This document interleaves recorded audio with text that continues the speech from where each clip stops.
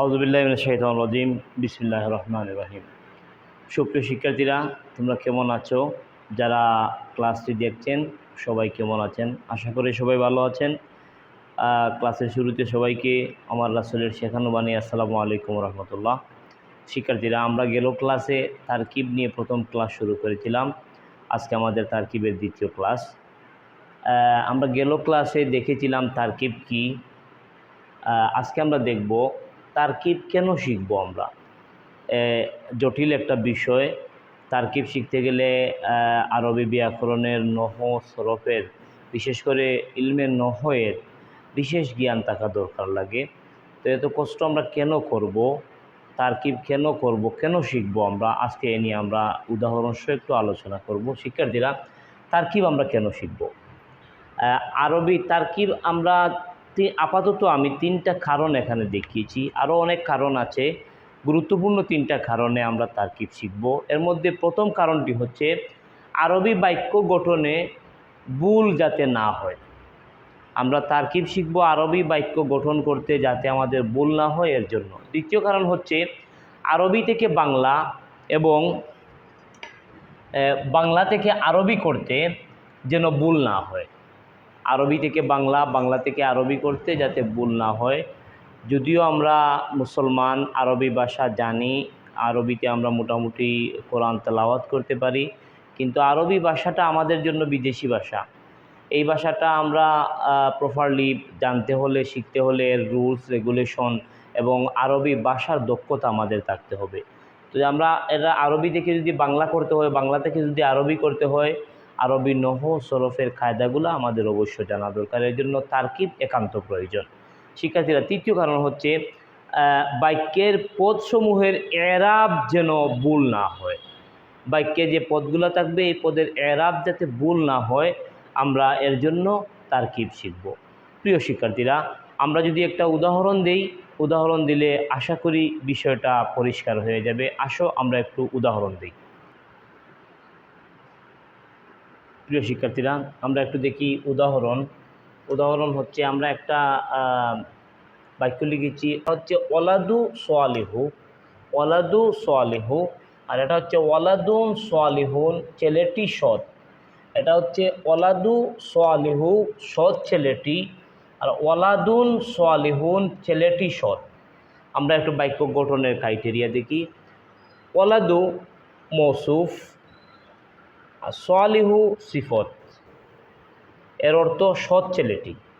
অপর প্রান্তে দেখি ওয়ালাদুন সোয়ালিহুন, ওয়ালাদুন মুবতাদা আর সোয়ালিহুন খবর, অর্থ হচ্ছে ছেলেটি সৎ। আমরা একটু দেখি বাক্য গঠনের বিষয়টা। প্রিয় শিক্ষার্থীরা, আমরা জানি মুবতাদা সাধারণত মারেফা অর্থাৎ আলিফলাম যুক্ত হয়, আর খবর সাধারণত নাকেরা অর্থাৎ আলিফলাম মুক্ত হয়। আমরা এই উদাহরণ দিকে যাই। এটা হচ্ছে ওয়ালাদুন আলিফলাম, আল ওয়ালাদুন মুবতাদা, যেটা আলিফলাম যুক্ত, আমরা এটাকে মুবতাদা ধরেছি কারণ আমাদের রুলস আছে আরবি ব্যাকরণে, এটা আলিফলাম যুক্ত হয়। আর খবর আলিফলাম মুক্ত হয়। সোয়ালিহুন খবর সাধারণত নাকেরা অর্থাৎ আলিফলাম মুক্ত হয়, আমরা যেটা জানি। মারেফা নাকেরার কায়দাগুলো আমরা আগামী ক্লাসে ইনশাল্লাহ বিস্তারিত আমরা আলোচনা করব। মুবতাদা খবর কি, এর মধ্যে পার্থক্য কি, আমরা এ নিয়েও আলোচনা করব। শিক্ষার্থীরা, আস্তে আস্তে আমরা বিষয়গুলো নিয়ে আসব। আমরা সেকেন্ড দেখি, সিফত সাধারণত মারেফা ও নাকেরা নির্দিষ্ট ও অনির্দিষ্ট হওয়ার ক্ষেত্রে মৌসুফকে অনুসরণ করে। আমরা দেখি আল ওয়ালাদুন আর সোয়ালিহুন, আলিফলাম আছে ওয়ালাদুন, এটা হচ্ছে সোয়ালিহুন, এটা মৌসুফ আর এটা হচ্ছে সিফত, অর্থ হচ্ছে সৎ ছেলেটি। যদি আমরা তারকিব না জানতাম, আরবি নহ সম্পর্কে ধারণা না থাকতো, তাইলে আমরা ওয়ালাদুন সোয়ালিহুন ছেলেটি সৎ হয়তো অর্থ তুলে ফেলতাম। ওয়ালাদুন সোয়ালিহুন, বিষয়টা বুঝেন, ওয়ালাদু সোয়ালিহু আমরা এর অর্থ তুলতাম ছেলেটি সৎ, আর ওয়ালাদুন সোয়ালিহুন এর অর্থ তুলতাম সৎ ছেলেটি। কারণ কায়দা জানা থাকার কারণে কোথায় খবর মুক্তদা হবে, কোথায় এরাব হবে, আলিফলাম বাদ পড়লে কি হবে, এই বিষয়টা জানা থাকার কারণে আমরা আল ওয়ালাদু আস-সালিহু, এর অর্থ হচ্ছে সৎ ছেলেটি। আমরা বাক্য গঠন হচ্ছে, এটা হচ্ছে ওয়ালাদু হচ্ছে মৌসুফ, আর সালিহু আল সালিহু হচ্ছে সিফত, সিফত মৌসুফ। আমরা এখানে কায়দাটা আছে আমাদের। অপর প্রান্তে আপনারা দেখেন ওয়ালাদুন সালিহুন, এটা ছেলেটি সৎ, এর অর্থ ওয়ালাদুন মুবতাদা আর সালিহুন খবর। ওয়ালাদুন মুবতাদা সালিহুন খবর। আমরা এটা এখানে লিখেছি মুবতাদা খবর সর্বদা রফা বা পেশ যুক্ত হয়, সর্বদা রফা বা পেশ যুক্ত হয়। এই যে এটা হচ্ছে পেশযুক্ত, এটাও হচ্ছে পেশযুক্ত। রফা বা পেশযুক্ত হয়ে এই বিষয় নিয়ে মুবতাদা খবর রফা বা পেশযুক্ত হয়ে এ নিয়েও আরও অনেক আলোচনা আছে, আরও কথা আছে। আমরা বিভিন্ন ক্লাসের আলোকে আমরা কথাগুলো বলবো। প্রিয় শিক্ষার্থীরা, আমরা যে বিষয়টা জানি যে মারেফা নাকেরার বিষয়, যেটা যদি আমরা দেখি যে আলিফলাম মারেফা হওয়ার আলামত, আলিফলাম হচ্ছে মারেফা হওয়ার আলামত, মারেফা হওয়ার আলামত হচ্ছে আলিফলাম। আমরা এখানে এক্সাম্পলে আমরা এটা দেখতে পাই।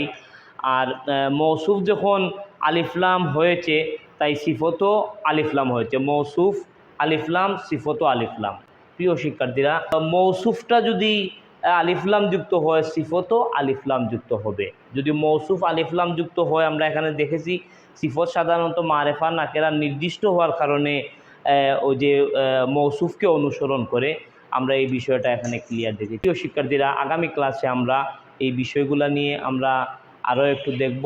তখন পর্যন্ত সবাই ভালো থাকো, সুস্থ থাকো। আসসালামু আলাইকুম রহমতুল্লাহ।